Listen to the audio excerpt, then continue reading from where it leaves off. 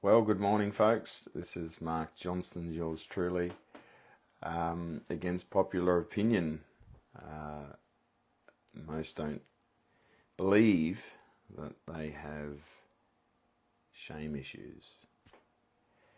Why do I say against popular opinion? Because most assume that dysfunctional people, broken people, coming from broken backgrounds are the only ones that suffer with shame, which is not the case. People have a way of hiding shame. They have a way of covering shame. And they actually have a way of fearing shame. So fear says hide me and shame says cover me. And so a lot of people are actually afraid of being humiliated and embarrassed. So in this intensive, which is a half-day intensive, we will go layer upon layer all the way through shame and explaining how shame operates. So I liken shame to emotional leprosy. Why is that?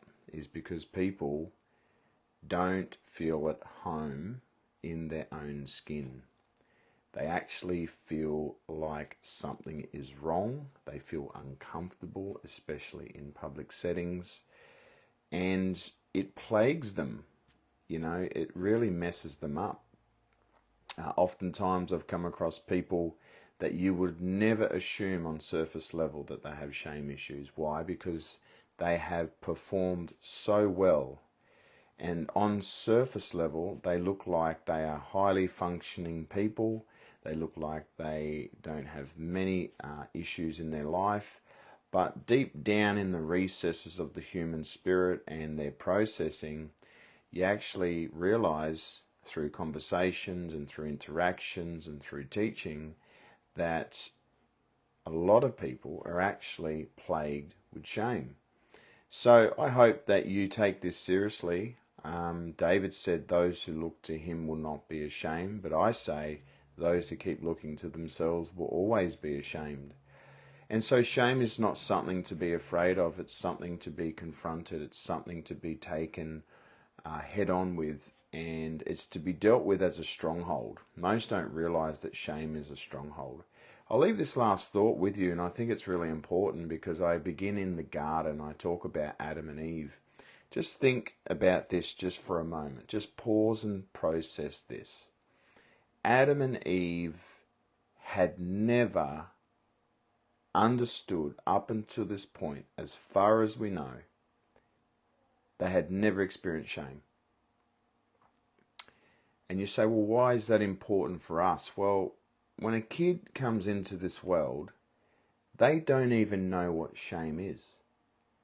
Most people are suffering with shame and not even realizing that it's had adverse effects upon their life. So the big question is, what do people do with those humiliating moments? What do they do when they're publicly shamed? What do they do when they're put on show?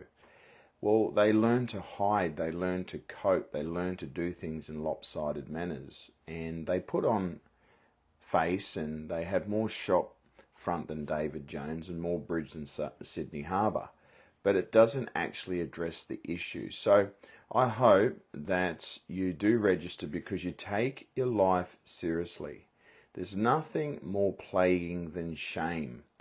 I believe biblically God wants to set people free from shame. So don't be ashamed, pun intended.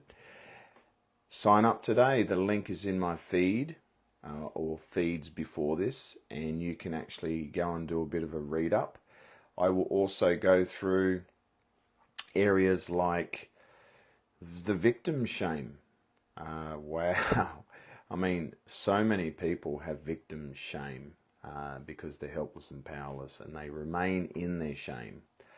Some people have performance shame because they perform so that they can avoid the way that they feel. And then there's other areas of shame like media shame and all the rest of the different kinds of avenues that shame tries to get into the mainframe of your spirit and your mind. I truly believe that if you come to this course, something dramatically is going to shift. You will not walk out the same. You will have insights, you'll have tools, you'll be upskilled, you know how to deal with shame. You'll know when it's knocking on the door, but this time you won't answer it. You'll answer it with the truth. So God bless you. Put a smile on today. It is a good day. It is the day that the Lord has made. I shall be glad and rejoice in it, and I hope you are as well. Many blessings. Bye.